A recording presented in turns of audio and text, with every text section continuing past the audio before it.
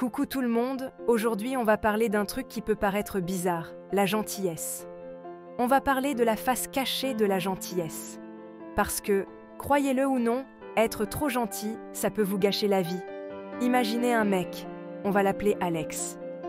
Alex, c'est le mec sympa par excellence.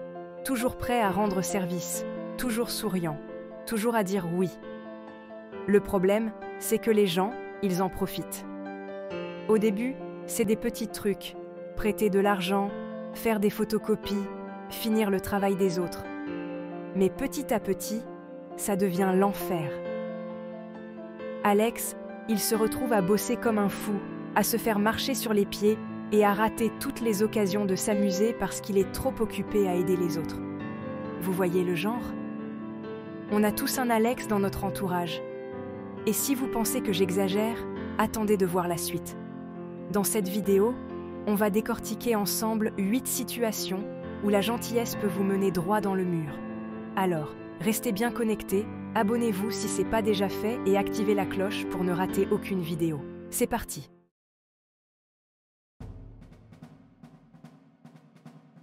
Au boulot, on est tous là pour la même chose, gagner notre vie. Mais soyons honnêtes, il y a des gens qui l'ont compris un peu trop bien. Vous avez reconnu le lèche-botte du bureau? Non, pas celui qui ramène des croissants tous les matins. Je parle de celui qui se plie en 4 pour le patron, quitte à écraser ses collègues. Le problème avec ces gens-là, c'est qu'ils vous donnent l'impression que vous êtes méchant si vous refusez de jouer le jeu. Ils vous balancent des « Allez, sois sympa !» et vous voilà coincé à faire des heures sup non payées. Et le pire, c'est que le patron, il voit rien. Il voit juste le gentil petit soldat qui en fait toujours plus, et vous, le flemmard. Résultat, le gentil a la promotion, et vous, un « bravo pour votre travail ». Sarcastique. Alors oui, être serviable, c'est bien. Mais faut pas se laisser faire non plus. Apprenez à dire non, à fixer des limites. Vous êtes là pour bosser, pas pour jouer les nounous pour adultes. Ah, l'amour! Le truc qui vous donne envie de chanter du Céline Dion sous la douche et de faire des déclarations niaises sur Facebook. Mais l'amour, c'est aussi un terrain propice à l'exploitation de la gentillesse. Parce que oui, on peut être trop gentil en amour. Vous voulez faire plaisir à votre moitié, lui prouver votre amour en lui faisant des cadeaux, en lui préparant des petits plats, en acceptant tous ses caprices. Mais attention, la frontière entre la gentillesse et la servitude est mince. Et une fois franchie, il est difficile de faire marche arrière. Vous vous dites que c'est normal, que c'est ça l'amour, faire passer les besoins de l'autre avant les siens. Mais en fait, non. L'amour, c'est du respect, de la réciprocité. Il est temps de vous reprendre en main, de retrouver votre estime de vous et de dire stop à l'exploitation. L'amour, le vrai, ne devrait jamais rimer avec sacrifice de soi. Ah, les amis, ces êtres chers qui partagent nos vies, nos fous rires, nos pizzas, et parfois notre générosité sans vergogne. Quand on est gentil, on rend service, on prête une oreille attentive. Mais attention, la ligne est mince entre l'ami bienveillant et le pigeon voyageur. Certains amis profitent de la bonté des autres, comme un moustique assoiffé. À force de dire oui à tout, on finit par se sentir épuisé et frustré. Posez-vous les bonnes questions. Est-ce que cette amitié vous apporte de la joie? Identifiez les faux amis et reprenez le contrôle de vos relations. Et ça commence par un mot simple, mais souvent difficile à prononcer, non. Expliquez calmement que vous avez besoin de temps pour vous. Les vrais amis comprendront et vous soutiendront. Alors, respirez un bon coup et dites non. Votre bien-être en dépend. Ah, la famille! Le berceau de l'amour inconditionnel, ou pas. La famille, c'est aussi le terrain de jeu des manipulateurs émotionnels et des je sais tout. Quand on est gentil, on devient vite la cible idéale de ces comportements toxiques. On se retrouve à endosser le rôle du confident, du médiateur, du sauveur. On porte le poids du monde sur nos épaules et on finit par s'oublier. On se sent coupable de ne pas en faire assez pour la famille. Mais à quel prix? La famille, c'est important, mais votre bien-être l'est tout autant. N'ayez pas peur de dire non et de poser vos limites. La clé réside dans une communication claire, ferme et bienveillante. Expliquez que vous avez besoin de temps pour vous et vos propres projets. Plus vous vous affirmerez, plus votre famille respectera vos limites.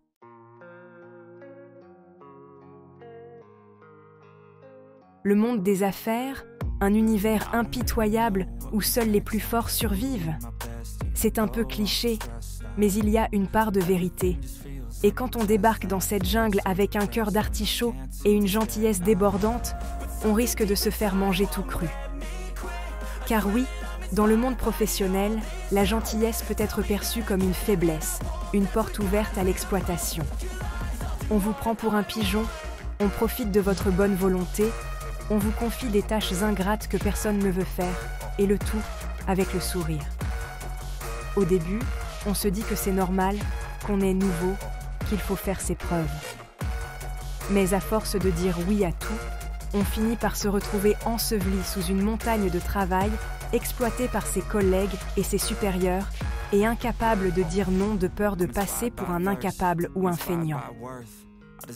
Le pire, c'est que cette gentillesse excessive peut vous empêcher de progresser dans votre carrière.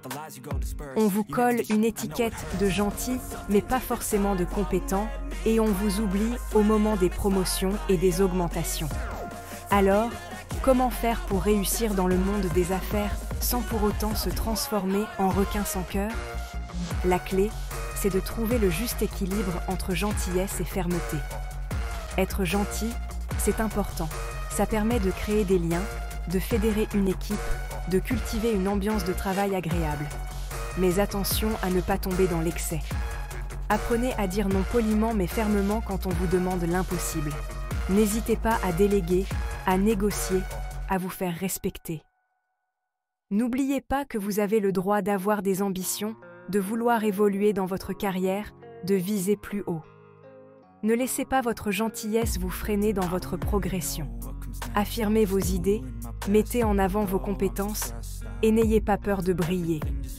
Le monde professionnel est un jeu d'échecs, pas une partie de domino.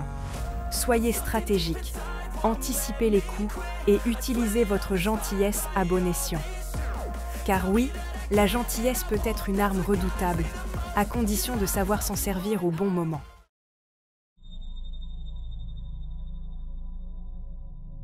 On a tous envie de croire au bon en l'homme. C'est beau, c'est naïf, c'est surtout dangereux. On vit dans un monde où les apparences sont trompeuses. Un sourire enjôleur peut cacher un escroc en costume 3 pièces. Un regard charmeur peut masquer un manipulateur hors pair. Et votre gentillesse, votre plus grande faiblesse, est leur arme favorite. Vous croisez quelqu'un dans la rue qui a l'air perdu? Oh non, le pauvre, il a juste besoin d'un petit coup de main. Erreur, il est peut-être en train de vous embrouiller pour mieux vous voler votre téléphone. Vous voyez une personne âgée qui galère avec ses courses? Allez, un petit effort, je vais l'aider à porter son sac. Et bam, vous venez de tomber dans le panneau. Demain, vous vous réveillez dans une baignoire remplie de glaçons, un rein en moins. Je sais, je parais parano. Mais croyez-moi, dans ce monde de serpents à sonnettes, la méfiance est votre meilleure amie. Un inconnu vous demande de l'argent dans la rue? Gardez vos euros bien au chaud dans votre poche et marmonnez un vague « Désolé, j'ai pas de monnaie » en partant d'un pas rapide. Quelqu'un vous aborde dans la rue avec une histoire trop belle pour être vraie? C'est parce qu'elle l'est. Souriez poliment. Inventer une excuse bidon et filer à la vitesse de la lumière. Oh, mais Cyprien, c'est pas très sympa tout ça. Et alors? Vous préférez passer pour un goujat ou finir plumé comme un poulet du dimanche? La gentillesse, c'est comme les épices. Il en faut, mais pas trop. Alors la prochaine fois que vous croiserez un inconnu dans la rue, rappelez-vous.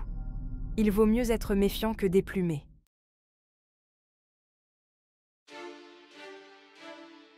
Ah, les réseaux sociaux. Ce monde merveilleux où tout le monde est beau, riche et heureux. Enfin, c'est ce qu'ils veulent vous faire croire.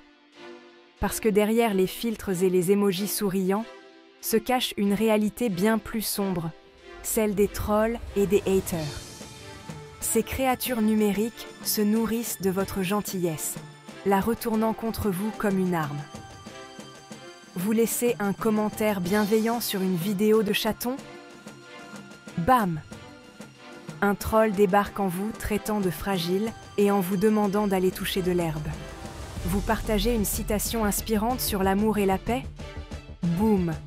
Un hater vous tombe dessus, vous accusant de niaiserie et de vivre au pays des bisounours. Et le pire, c'est que plus vous essayez d'être gentil, plus ils s'acharnent sur vous. C'est comme si votre gentillesse attisait leur rage, leur frustration, leur besoin irrépressible de vous faire du mal. Alors, comment se protéger de ces prédateurs du web? La solution, aussi difficile soit-elle, c'est parfois de ne pas répondre, de ne pas nourrir la bête. Ignorer les trolls, c'est leur enlever leur pouvoir, leur faire comprendre que leurs paroles haineuses n'ont aucun impact sur vous. L'autre danger de la gentillesse excessive sur les réseaux sociaux, c'est qu'elle peut vous piéger dans une spirale de fausse perfection. Vous voyez ces influenceurs, ces stars du web, toujours souriants, toujours positifs, toujours en train de vivre des aventures extraordinaires. Ne vous laissez pas berner. Derrière cette image lisse et calibrée se cache souvent une réalité bien différente. La pression de la performance, la peur du jugement, la solitude du succès. Autant de choses que les réseaux sociaux masquent habilement derrière un filtre de bonheur artificiel.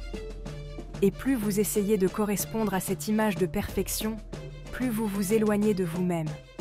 Vous vous mettez à douter de votre propre vie, de vos propres expériences, de vos propres émotions. Vous vous sentez nul, pas assez bien, pas assez intéressant. Alors, rappelez-vous, ce que vous voyez sur les réseaux sociaux n'est qu'une infime partie de la réalité. Ne laissez pas cette façade de bonheur vous aveugler et vous faire oublier qui vous êtes vraiment.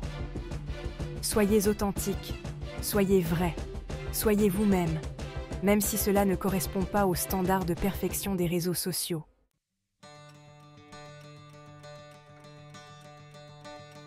On parle souvent de la gentillesse envers les autres, mais qu'en est-il de la gentillesse envers soi-même? Savoir dire non, fixer ses limites, s'accorder du temps pour soi, autant de gestes qui peuvent paraître anodins, mais qui sont pourtant essentiels pour notre bien-être mental et émotionnel. Se montrer trop gentil envers les autres, c'est parfois se montrer cruel envers soi-même. C'est s'oublier, se négliger, se sacrifier pour le bonheur des autres au détriment du sien. C'est accepter des situations qui nous font souffrir, par peur de décevoir, de déplaire, d'être rejeté. Apprendre à dire non, ce n'est pas être égoïste, c'est être honnête envers soi-même et envers les autres. C'est exprimer clairement ses limites, ses besoins, ses envies. C'est se respecter soi-même et donc inspirer le respect des autres. Alors, la prochaine fois que quelqu'un vous demande quelque chose qui vous met mal à l'aise, n'hésitez pas à dire non. Vous avez le droit de refuser, de dire stop, de vous protéger. Parfois, la gentillesse excessive envers soi-même peut aussi se transformer en auto-sabotage. On se trouve des excuses, on minimise nos erreurs, on se complaît dans notre zone de confort, par peur de l'échec, du jugement, de la souffrance. On se répète que l'on n'est pas capable, que l'on n'est pas à la hauteur, que l'on n'a pas de chance. On se met des bâtons dans les roues, on sabote nos propres chances de réussite, par peur de briller, de réussir, d'être heureux. Mais la vérité, c'est que la seule personne qui peut nous empêcher d'être heureux, c'est nous-mêmes. La vie est trop courte pour se laisser paralyser par la peur et le doute. Il est temps de se libérer de nos chaînes mentales, de s'autoriser à rêver grand, à viser haut, à vivre pleinement notre vie. Alors, soyez gentils avec vous-même. Oui, mais n'oubliez pas d'être aussi exigeant et bienveillant qu'avec les autres. Poussez-vous, challengez-vous, sortez de votre zone de confort. Vous êtes capable de bien plus que ce que vous ne le pensez.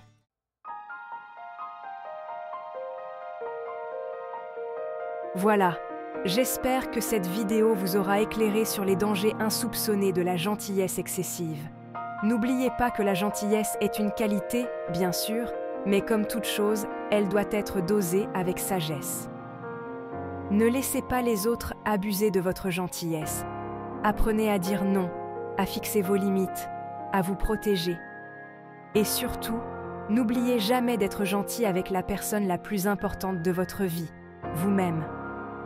Si cette vidéo vous a plu, n'hésitez pas à liker, à commenter, à vous abonner à la chaîne et à activer la cloche des notifications pour ne manquer aucune vidéo. Et si vous voulez approfondir le sujet de l'affirmation de soi, je vous invite à regarder ma vidéo sur les 5 étapes pour dire non sans culpabiliser, juste ici. Prenez soin de vous et à très bientôt pour une nouvelle vidéo.